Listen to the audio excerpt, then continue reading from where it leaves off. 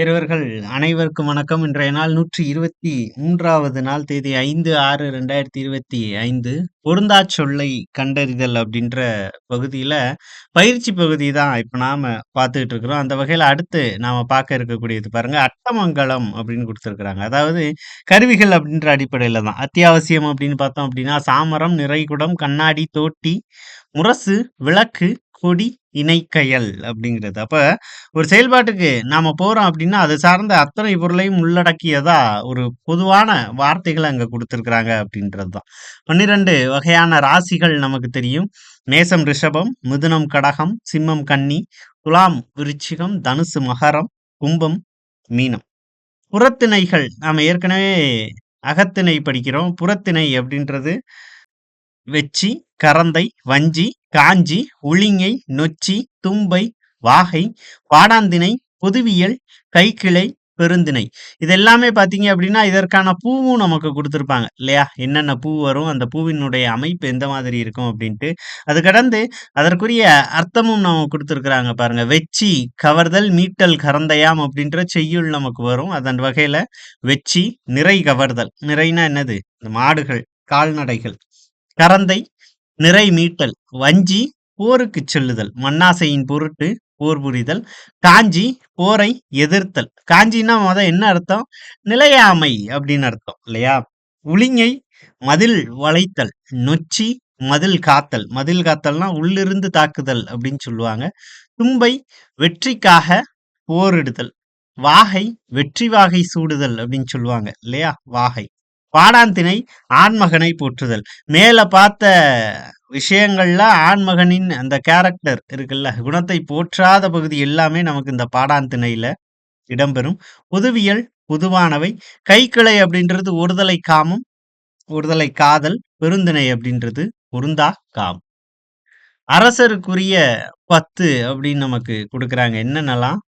படை, குடை, கொடி, முரசு, புரவி, களிறு, தேர், தார், மலை, செங்கோல். அப்ப இதெல்லாம் ஒரு நிர்வாக ரீதியாக ஒரு அரசனுக்கான அடிப்படையான விஷயம் அப்படின்னு திருவாசகத்தால அடையாளப்படுத்தப்படுது.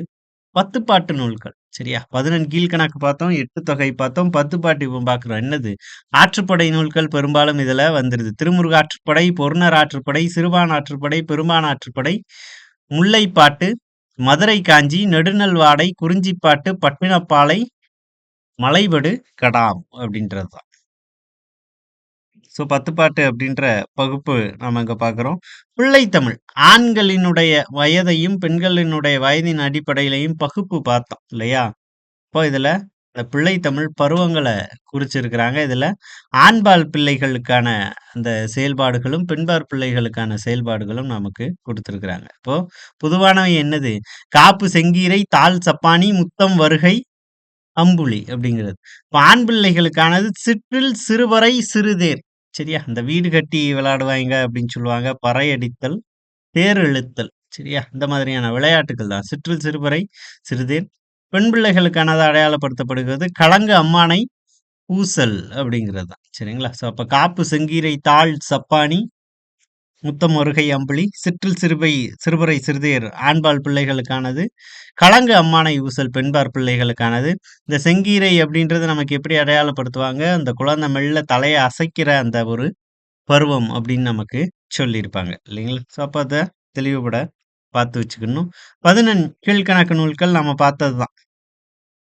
நாலடியார், நான்மணி, இன்னா 40, இனியவை 40, கார் 40, களவழி 40, ஐந்திணை 50, ஐந்திணை 70, திணைமொழி 50, திணை மாலை 150, திருக்குறள், திரிகடுகம், ஆச்சாரக்கோவை, பழமொழி, சிறுபஞ்சமூலம், முதுமொழி காஞ்சி, ஏலாதி, கைநிலை. ஏலாதி, சிறுபஞ்சமூலம், திரிகடுகம் எல்லாமே என்னது? இந்த மூலிகைகளின் பெயரால் அடையாளப்படுத்தப்படக்கூடிய படைப்புகளாக நமக்கு இங்க இருக்கு. அகத்தியரினுடைய மாணவர்கள் அப்படின்னு ஒரு 12 பேர் நமக்கு இங்க வர்றாங்க. யாரெல்லாம்? செம்புச்சை, வையாபிகர், அதங்கோட்டாசான், அவிநயர் அல்லது அபிநயனார், சாக்கைப்பாடினியார், தொல்காப்பியர், துராலிங்கர், வாய்ப்பியர், பனம்பாரனார், கலாரம்பர், நற்றத்தார் அல்லது நத்தத்தார், வாமனர் 12 மாணவர்களாக அகத்திய முனியினுடைய மாணவர்களாக இங்க அடையாளப்படுத்தப்படுறாங்க.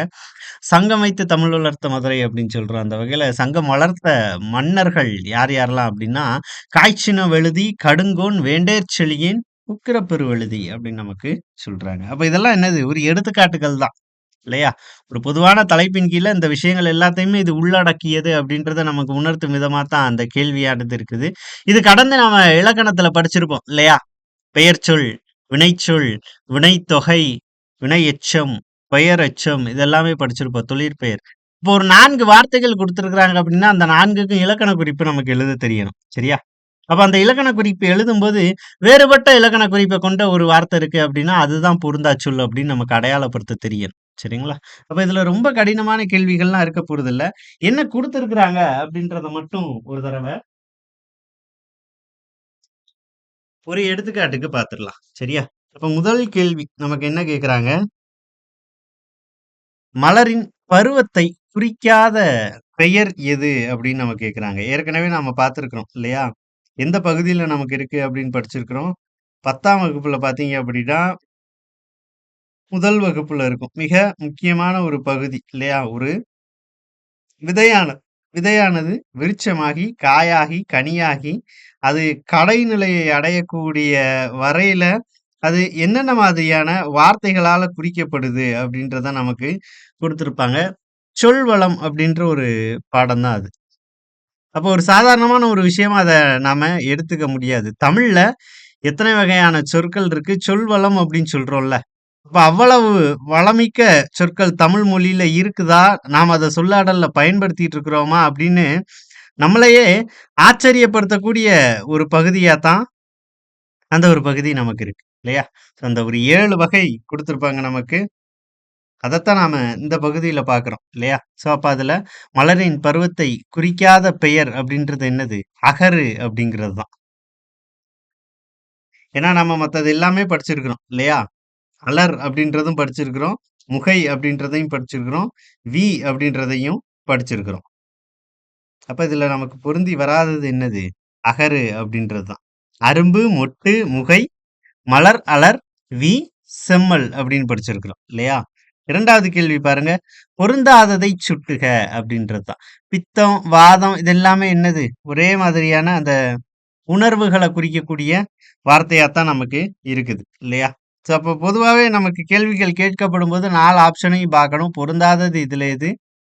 ஏமம் அப்படின்றது தான். 3வது கேள்வி பாருங்க. பாம்பு எனும் பொருளை தராத சொல்லை தேர்வு செய்க.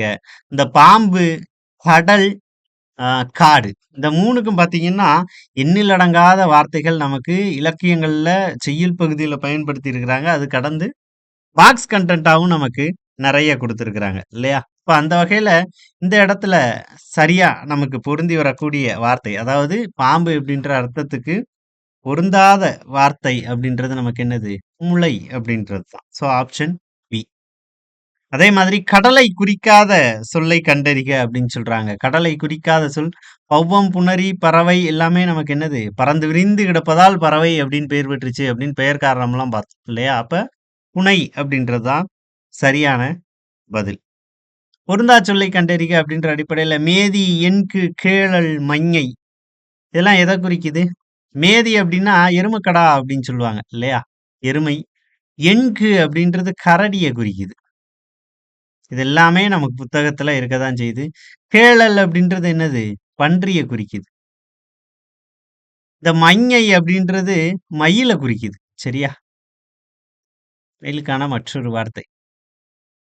இப்ப எல்லாமே அஃறிணைகள குறிக்கிறது தான். ஆனா, அதுல வேறுபட்டு நிக்கிறது யாரு? இந்த மயில் அப்படின்றது. பறவை அப்படின்ற அடிப்படையில இவங்கள நாம பிரிச்சிடலாம். 6வது பாருங்க. இனத்தில் சேராத ஒன்றைச் சுட்டுக. பொருந்தா சொல்லத்தான் கேட்டிருக்கிறாங்க. இல்லையா? இப்போ ஆன்சர் பாருங்க. வங்கம், திமில், களம் எல்லாமே நமக்கு இந்த கப்பலினுடைய மாற்றுப் பெயர்கள் அப்படின்னு நாம படிக்கிறோம். இல்லையா? இப்ப இதுல பொருந்தாதது யாரு? பௌவம் அப்படிங்கிறது தான். 7வது கேள்வி பாருங்க. பொருந்தாத தொடர். ஒருத்தார் அப்படின்னா என்ன அர்த்தம்? பொறுமையற்றவர் அப்படின்னு அர்த்தம். சரியா? பொறுத்தார் அப்படின்னு நமக்கு குடுக்குறாங்க. அறிவுடையார், அறிவிலார், வையார், வைப்பர் இது எல்லாமே நமக்கு என்னது இருக்கு? எதிர்ச்சொல்லா இருக்கு. இங்க பாருங்க. அஞ்சாமை, துஞ்சாமை அப்படின்னு இருக்கு. அப்ப இதுதான் நமக்கு என்னது? பொருந்தாதது. மத்தது எல்லாமே எதிர்ப்பதமாக இடம்பெற்றிருக்கு. 8வது கேள்வி பாருங்க. பொருந்தாத தொடரை குறிப்பிடுக. பொருந்தாத தொடர். களம் கூட்டல் பகம் 18 உறுப்புகள். சரி. சிற்றிலக்கியங்கள் 96 வகை சிற்றிலக்கியங்கள் படிக்கிறோம். பிள்ளைத்தமிழ் 10 பருவங்கள். நாம படிச்சோம் இல்லையா? பரணி அப்படின்றது 100 தாழிசைகள் அப்படின்னு குடுத்திருக்கிறாங்க. அப்ப இதுதான் நமக்கு என்னது? வேறுபட்டு இருக்கு. அப்ப 8வதுக்கு ஆப்ஷன் டி. 9வது பாருங்க. அடக்கம் அமரருள் உய்க்கும் அடங்காமை ஆரரில் உய்த்துவிடும். கற்க கசடற கற்பவை கற்றபின் நிற்க அதற்கு தக. தீதும் நன்றும் பிறர் தர வாரா. செல்வத்துள் செல்வம் செவிச்செல்வம் அச்செல்வம் செல்வத்துள் எல்லாம் தலை. அப்ப மத்ததெல்லாம் குறளா இருக்குது. அப்ப ஆப்ஷன் சி தான் வேறுபட்டு நிக்கிறதுனால அதுதான் நமக்கு சரியான பதில். ஏனைய அனைத்தும் திருக்குறள். சரிங்களா? 10வது கேள்வி பாருங்க. பொருந்தா சொல்லை கண்டறி. கயல், இயல், பயில், துயில். இயல் அப்படின்றது ட்ரை பண்ணு அப்படின்ற மாதிரி. சரியா? இயன்றவரை செய் அப்படின்னு சொல்லுவாங்கல்ல. அந்த மாதிரி துயில் அப்படின்றது என்னது? தூங்குறத குறிக்குது. பயில் அப்படின்றது கற்பதை குறிக்கிறது. கயல் அப்படின்றது எனக்கு பெயர் சொல்லா இருக்கு. அப்போ சரியான பதில் ஆப்ஷன் ஏ. பொருந்தாத இணையை கண்டறிக. மதி போன்ற முகம் உவமையா இருக்கு. இங்க உருவகமா மாத்திட்டோம். முகமதி. கனி போன்ற வாய், வாய்க்கனி உருவகமா மாத்தியாச்சு. மலர் போன்ற அடி, அடிமலர் உருவகமா மாத்தியாச்சு. ஆனா அங்க பாருங்க, பூ போன்ற முகம் அப்படின்னு உவமை இங்க இருக்கு. முகப்பூ அப்படின்ற உருவகம் இங்க இருக்கு. இது மாத்தியிருக்கா? இன்டர்சேஞ்ச் ஆயிருக்கா? அப்ப எனக்கு எது சரியான பதில்? இதுதான். 11ல சி. அதுதான் வேறுபட்டு இருக்கு. பொருந்தா சொல்லை கண்டறி. எல்லாமே ஒரே மாதிரி தான் ஒலிக்குது. அப்ப என்னென்ன பண்ணலாம்? விழி அப்படின்றது ஒரு வினைச்சொல். பழி அப்படின்றது வினைச்சொல். ஒளி அப்படின்றது வினைச்சொல். ஆழி அப்படின்றது ஒரு பெயர் சொல் இல்லையா? அப்ப ஆழி தான் எனக்கு ஆன்சர். 13வது கேள்வி பாருங்க. பொருந்தாத இணையை கண்டறிக. கான் அப்படின்னா அடவி. கரெக்ட் தான். படிற்றொழுக்கம் அப்படின்னு வள்ளுவர் பயன்படுத்துவார் இல்லையா? வஞ்சம். வேணி அப்படின்றது எதை குறிக்குது? சடை. அந்த பெண்களினுடைய அந்த கூந்தல குறிக்கக்கூடியது. புந்தி, பூங்கா அப்படின்றதா நமக்கு பொருந்தாம வந்திருக்கு. அதுதான் என்னது? இந்த கேள்விக்கான பதில். 14வது பாருங்க. பொருந்தா சொல்லை கண்டறி. உன், கான், பூண், கண். உன், உண்ணுதல், கான், காணுதல், பூண் அப்படின்னா ஒரு வேடம் பூண்டுதல் அப்படின்னு சொல்லுவாங்க இல்லையா? அப்ப எல்லாமே வினைச்சொல். கண் அப்படின்றது ஒரு உறுப்பை குறிக்கக்கூடிய பேர் சொல்லா எனக்கு இருக்குது. 15வது கேள்வி கொஞ்சம் வேறுபட்டு இருக்கும். ஏன்னா சயின்டிபிக் நேமு மாற்று மொழியில இருக்கக்கூடிய பெயரை குடுத்திருக்கிறாங்க. ரைஸ், ஒரைஸா சாட்டிவா அப்படின்னு நம்ம படிக்கிறோம் சயின்ஸ்ல இல்லையா? அதோட சயின்டிபிக் நேம். அதே மாரி தான் மயிலின் சமஸ்கிருதத்துல மயூரா அப்படின்னு குடுத்திருக்கிறாங்க. அனல் அப்படின்றத அனலா அப்படின்னு குடுக்குறாங்க. இந்த காயல் அப்படின்றது தமிழ பொறுத்த மட்டுக்கும் கடற்கரையில இருக்கக்கூடிய அந்த மணல் பகுதியை குறிக்கக்கூடிய ஒரு சொல்லா இருக்கு. ஃபாக் அப்படின்ற அந்த ஆங்கில சொல். அதத்தான் நமக்கு குடுத்திருக்கிறாங்க. பனிமூட்டம் இருக்கக்கூடிய ஒரு பகுதியை குறிக்கக்கூடிய சொல்லா இருக்கு இல்லையா? அப்ப இது 2க்குமே பொருத்தமில்லாததா இருக்கு. அப்ப சரியான பதில் ஆப்ஷன் பி அப்படின்றது தான். இது எல்லாமே ஒரு அடையாளப்படுத்துதலுக்காக குடுக்கப்பட்ட ஒரு கேள்விகள் தான். அப்ப நமக்கு இந்த இந்த பகுதியில இருந்து தான் அந்த குரூப் வேர்ட்ஸ்ல இருந்து தான் கேள்விகள் வரும் அப்படின்னு இல்ல. இலக்கணத்துல மத்த தலைப்புகள பொறுத்த மட்டுக்குமே ஒரு தெளிவு இருக்கணும். குற்றியலுகரம்னா என்ன? குற்றியலுகரம் சார்ந்த வார்த்தைகள் நமக்கு என்னென்னலாம் வரும்? குற்றியலிகரம்னா என்ன? அது சார்ந்த வார்த்தைகள் என்னென்னலாம் இருக்குது? அப்போ ஒரு வார்த்தை குடுத்தா நமக்கு அடையாளப்படுத்த தெரியணும். நெடிலை தொடர்ந்து வரக்கூடிய ஒரு வார்த்தை. மாத்திரை அளவ வச்சு கேட்கலாம். கேள்வி அப்படின்றது எப்படினாலும் கேட்கலாம். அந்த பகுதிய பொறுத்த மட்டுக்கும் இது தமிழ் கிடையாது. ஒரு ஆப்டிட்யூட் மாரி. சரிங்களா? சரியான ஒரு ஆப்டிட்யூட் ரீசனிங் மாரி.